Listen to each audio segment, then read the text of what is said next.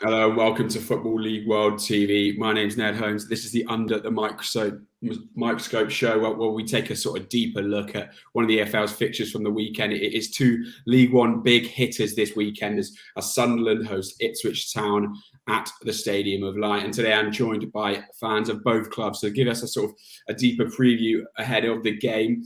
In the red corner, we've got Jack Austwicke. Jack, how are you doing this morning? I'm good, thanks, yeah. And giving the Ipswich Town perspective, we've got Henry back on from Phoenix at Phoenix Talks 07 on Twitter. Thanks for joining us again, mate. How you doing? Brilliant, mate. Thank you for having me on again. Absolutely. Well, we're going to break down tomorrow's game in the Northeast, sort of part by part, running through a couple of issues, a couple of topics. But first, just a reminder, subscribe up to Football League World TV on YouTube and give this YouTube video a like, because that really will help us out in the sort of YouTube algorithm.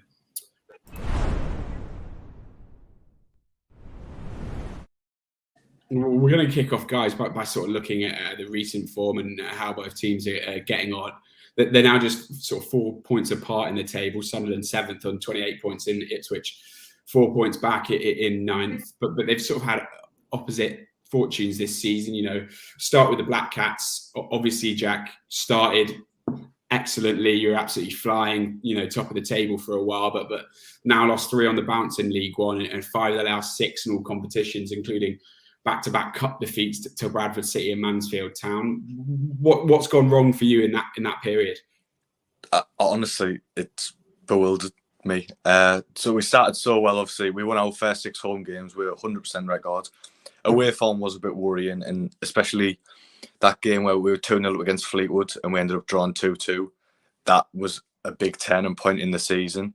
Yeah. And now we thought we'd picked it back up again when we beat Crewe, which was a month ago today, and we haven't won since. And it's like, honestly, I can't believe it, because we're now in the quarterfinals of the Carabao Cup, but then we've just fell away in the league completely. Our away form has been awful. That we've lost 4-0, 5-1 and 3-0 away in the last month. And it's just, you can't pinpoint it.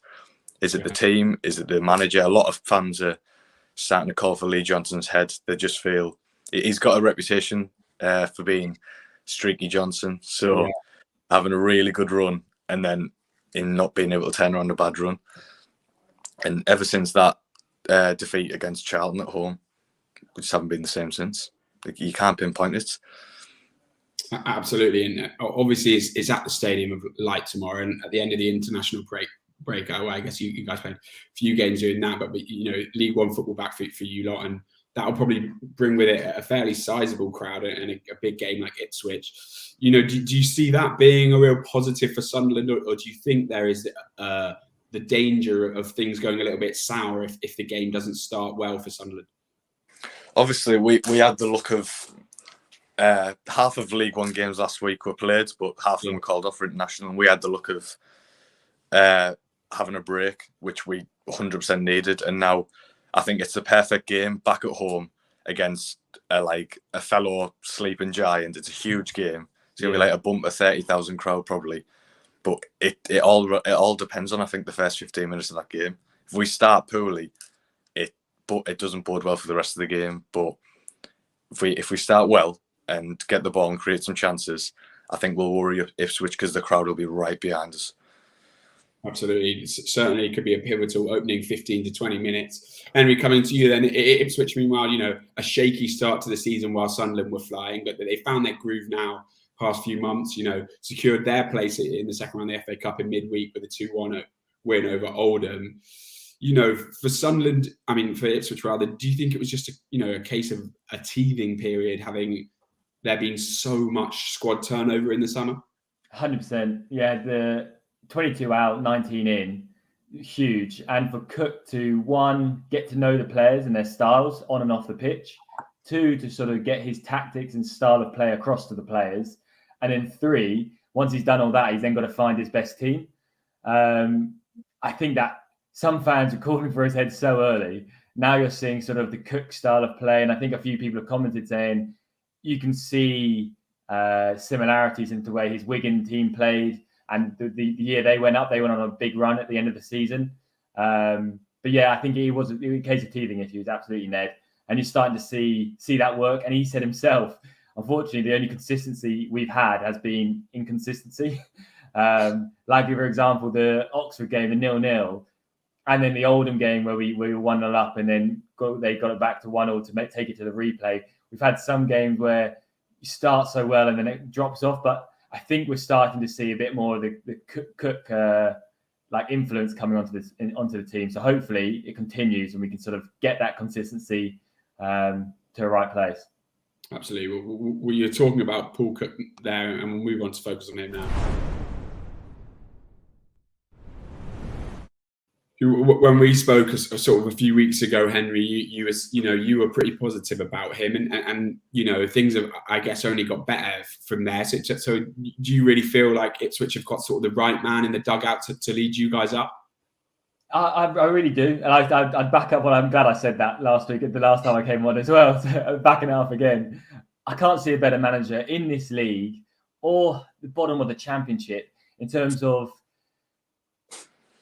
a positive attitude, sort of like hard work. I think that sort of like hard work ethic like has been maybe lacking in terms of some other managers that we've had.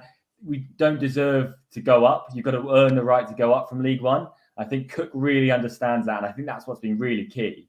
But also, as a club, he's sort of backed what the owners and also so Mark Ashton has done off like behind the scenes, and it's created a fantastic atmosphere back at Ipswich in terms of fan base, community spirit back, like a family-orientated club which it always has been, is definitely back.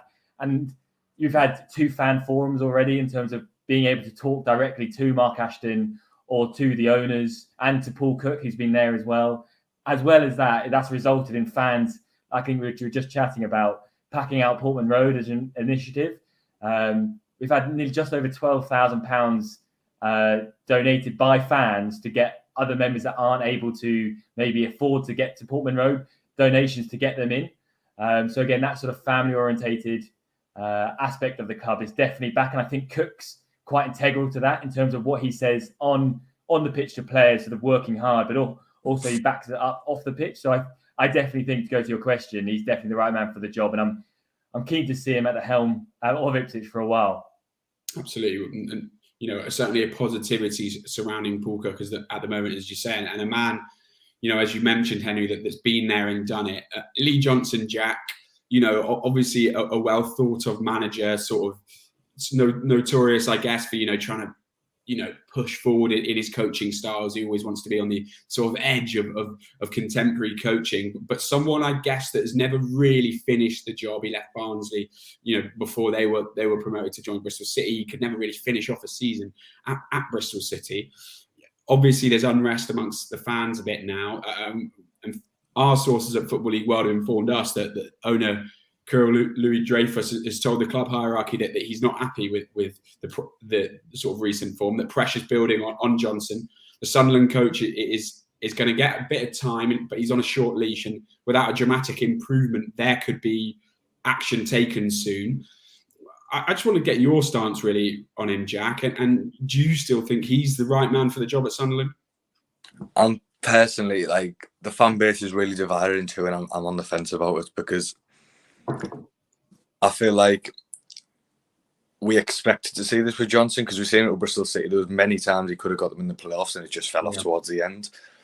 And when he was appointed last December, I was really happy, because I thought he's a really good, well-established young manager.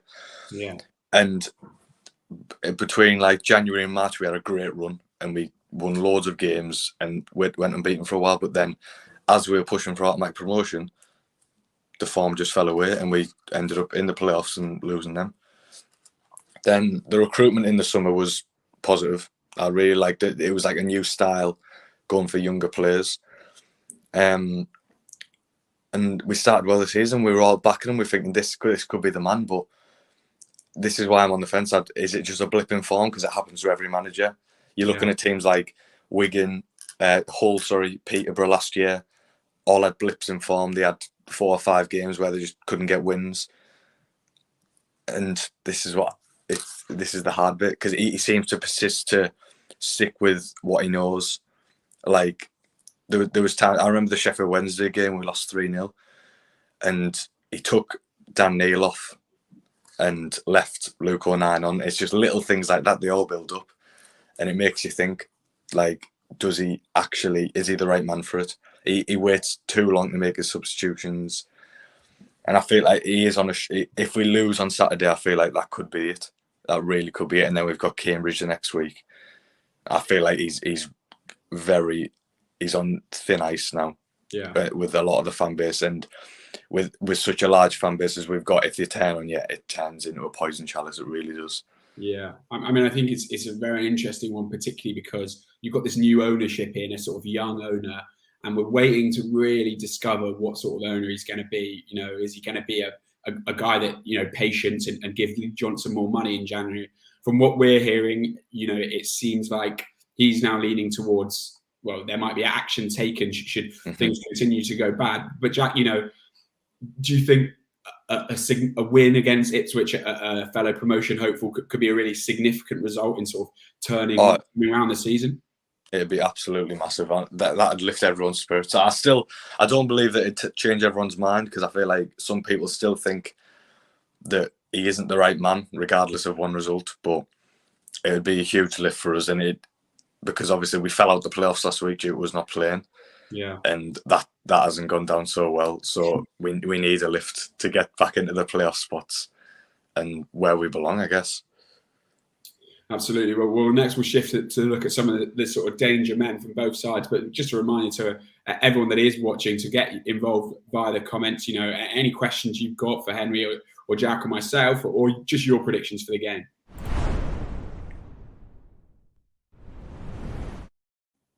Sticking with you then, Jack, you know, Ross Stewart this season, after the exit of Charlie White, made a fast start to the season. You know, he's got 10 goals in 15 now. But beyond that, Carl Winchester's the only player to score more than twice. Do you think that sort of lack of support in the final third in terms of finding the net has been something that's really been hurting Sunderland? We've always had that issue. Honestly, since I've been watching Sunderland, we've never really had a team where so many players contribute to the goals. Yeah. Obviously, Charlie White last season. Then we had McGeady as well supplying, but McGeady is a different player this year. You know, he's another year older. His legs are starting to go a bit. Yeah. Cal Winchester came on leaps and bounds. He's been put into his new position at right back, and he seems to be scoring more than he was in centre mid. So, but it just seems to be everything goes through Ross Stewart, and when the whole team plays badly, Ross Stewart seems to be the only player that plays well, because he's not the type of striker where if he doesn't score, you've got 10 men. He links play really well. He comes deep, sometimes too deep because he needs to. Yeah. But sometimes it just feels like he's got nothing on. And we've obviously got the new signings of like Leon Dejaku, the German winger, and Pritchard. So players like that, creative players, don't seem to be delivering as much as they could be at the minute. Yeah, and I think that could be the play style or the formation, but it seems like everything has to go through Ross Stewart at the minute, and he's got too much to do. Sure, and you know, Nathan Broadhead obviously came in on loan from Everton. He's shown a little bit in the cup, but do you think, you know, a player with so little senior experience is the right man to sort of back up Ross Stewart, or do you think that's an area that whoever is the manager in January should look to sort of bolster? Yeah, he showed flashes of brilliant. Obviously, scored against Wigan in the cup and then Bradford recently, and he had a period where he was injured in between that. But in the time he showed that he's quick on the ball, he's nippy, he's a good little striker. So if we can keep him fit and start playing him maybe in a different system, then we could see him show his real potential. Obviously, he played for Burton in League One before, and he's done it before there. He played really well for them. So we just need to see how he kicks on between now and January, and if we need to improve, then we should do it, because at the minute we seem very reliant on one player. Oh, absolutely. Henry, coming to you then, sort of goals more spread around the Ipswich squad, but certainly Macaulay Bonne, you know, the figurehead, the man in form with 11 from 16, and an Ipswich Town fan, of course. Just how impressed have you been with him? Absolutely love the bloke. In terms of he's everything that, again, as a Ipswich fan who also wanted to be a striker, he's literally living the dream. scoring goals from his boyhood club. He also, similar to what Jack was saying about Stewart, he does a bit more than just score goals. Like he's up against two centre halves because in the formation he's the only one up top. He dominates or tries to dominate two centre halves as well as running the channels, as well as his link up play. So he does offer a lot. But I think maybe the difference between what Bond's got behind him in terms of Selena, Edwards, Burns, Chaplin, Aluko, the kind of embarrassment of riches sometimes. So the reliance isn't on him quite as much, which is, I think, helpful. But also sometimes I think he wants a bit more in the box. He wants a bit more to get at. So he is superb. Don't get me wrong, and I'd love to have him in a permanent on January. And the only issue sometimes is that his finishing or clinical finishing may not be quite there. But again, that's been pretty harsh. There's been a couple like one-on-ones or that missed goal against Cheltenham that he's probably ruining now. But overall, I think he's a top-class striker. And in League One, he's very good, basically.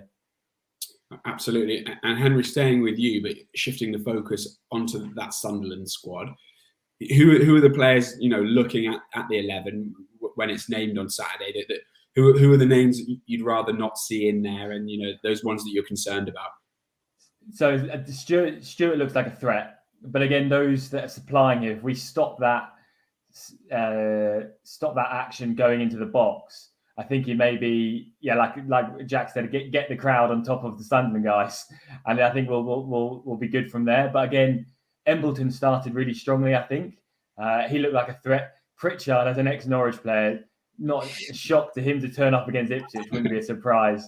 And again, McGeady, I've seen his class in live action when in the Championship game. We did win 5-2, but his goal against us was the pick of the bunch across the 7 goals. His cutting in from the left, whipping into the top corner.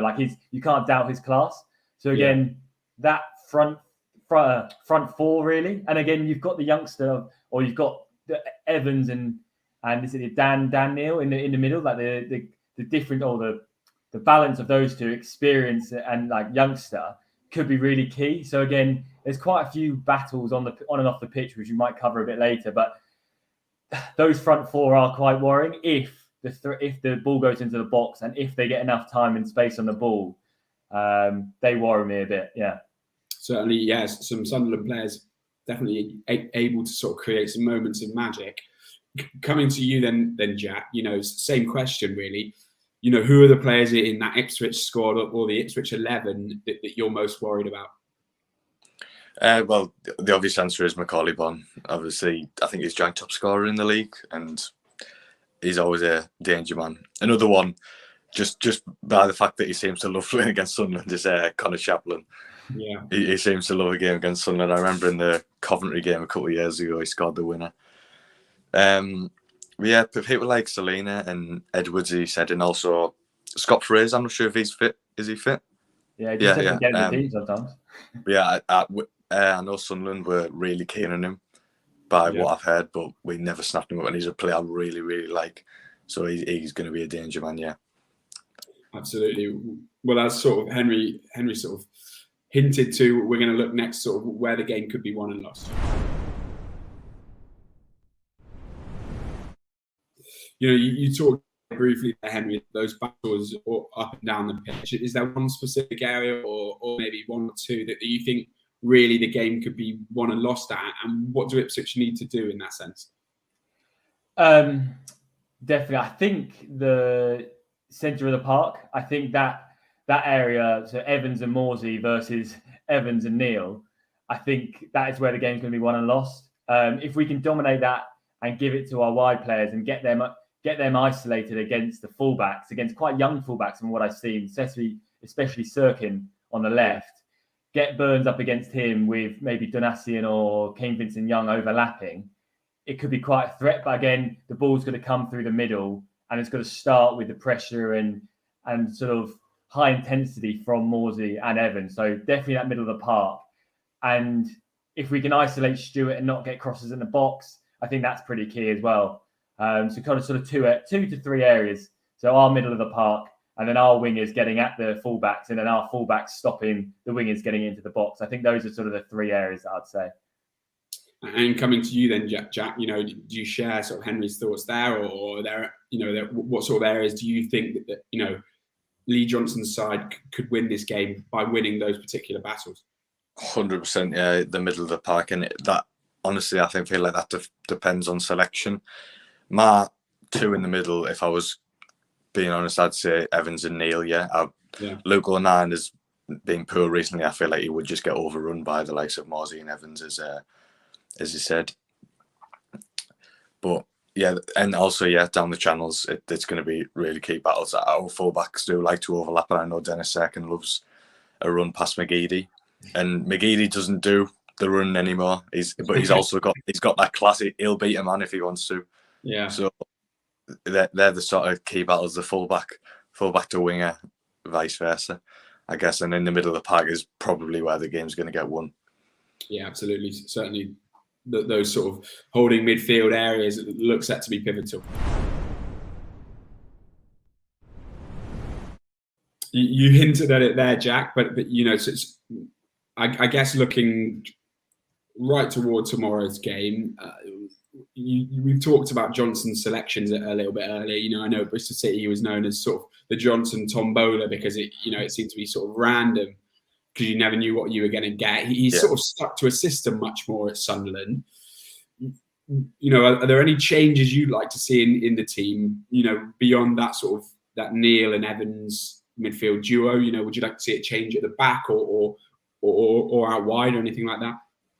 Well, there's been a lot of question about Hoffman in goal, whether he should be replaced by Lee Burge, but obviously we've seen in the FA Cup Lee Burge had an absolute howler against Mansfield.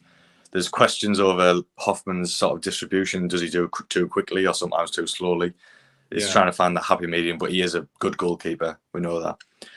I feel like Callum Doyle, as much as he's good, I think just for protection purposes, because of his age, he's still raw. Going into a really physical league and against a really physical team, and through a poor run of form where the fans are on your back, it's not going to be nice for him because he's only a young lad. He's 17 or 18-year-old. We need to drop him out just so he's protected for the future, and probably put someone in like Bailey Wright or Frederick Alves is someone I'd like to play. The loanee from West Ham. So I'd probably keep the back forwards, Serkin, Alves, Tom Flanagan, who kept a clean sheet against Italy in the internationals, and Carl Winchester right back is probably my flat four. And then, as I say, Evans and Neil in that two midfield spots, Pritchard just behind Stewart, and probably Dijako on the right, and maybe McGeady or Broadhead on the left. Absolutely. And coming to you then, Henry, lots have been said about the sort of strength of Paul Cook's squad, but who do you want to see sort of playing on Saturday? You know, you want to see a return of the sort of likes of Burns and Danassian on that right. Do you want to see Chaplin in behind a Bond? Just let us know, you know, as Jack did, who you'd like to see in that 11. For sure. So Walton starting in goal. He's starting to really cement that number one spot, which is great. And the crosses in the box, which could be key for Stewart. I think Walton does dominate the air quite well. Two centre halves. This one's a bit more difficult. Definitely Edmondson. George Edmondson, I think, is probably the best League One centre back. He's class. And then to partner with him is difficult because either you have Toto or Burgess. And I'll probably go with Enciala to partner with him because he does offer. He's got pace to run in behind and track the like run into channels. And then left back and right back is difficult. I do think Danassian will start right back because again you can't really knock him. The form this season, he's just been given a contract extension as well yesterday, which is great to see. Really well deserved.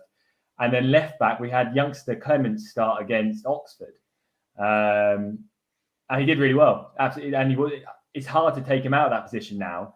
But you do have Kane Vincent-Young that could drop over there, or you could have Danassian over on the left. But I think sticking to a left-footed left back, I think would be key. And you've got Edmondson next to him, and you've got a bit more help with Morsey out on that left-hand side of the centre midfield. So I'd stick to the same back four that started against Oxford. Even the middle of the park, Morsey definitely. Evans sometimes does frustrate me, but to see who he partners with, again, like you said there, Jack, Fraser has definitely got quality and class. We're struggling to get him in the team because, again, behind Bon, he wasn't superb. Out wide, he's not a winger. So maybe he did play that deeper role in a cup game, and he looked really good. So maybe Fraser partnering with Morsey, but I think most likely Cook will stick to Evans because that's his tried and tested. And then the front, or the three behind Bon, Ned, you picked up there. I think Chaplin's definitely going to go back in, especially if he likes scoring against Sunderland. That's always a positive. And then also Selina out wide left. I think Edwards is going to have to drop to the bench because Edwards has been given a chance a couple of times, but hasn't really delivered that end quality. And Selina's got bags of quality out there. And then keeping Burns on the right, partnership with Donatian's fantastic. Overlapping fullbacks. And also, like if you said there, Jack, if Sirkin wants to overlap, Burns can definitely counter that. Doesn't mind tracking back and has played wing back or full back in his time at Fleetwood as well. And then obviously Bon up top. That's probably my starting 11. But again, I've probably proved wrong by Cook on Saturday, but I'd say I'll go for that. Brilliant. Well, yeah, certainly two strong 11s there. And next we'll move on to your prediction. Yeah, before we wrap up, guys, I'm just going to get sort of a prediction from each of you, starting with you, Jack, the home side, Sunderland. This is the hard bit because this is where bias comes into it. But I know since Ipswich dropped down to League One, obviously they dropped a year after us.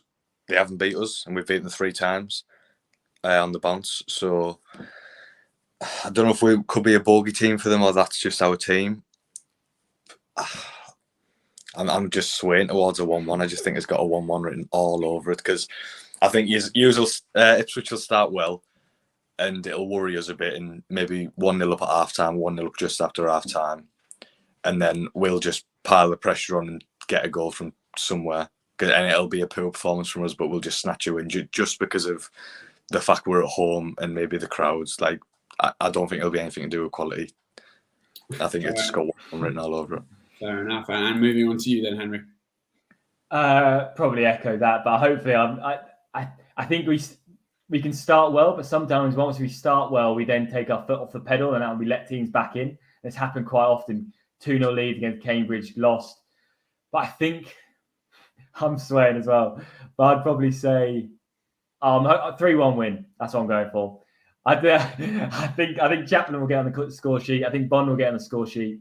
I think Burns will score as well, but I think we'll concede.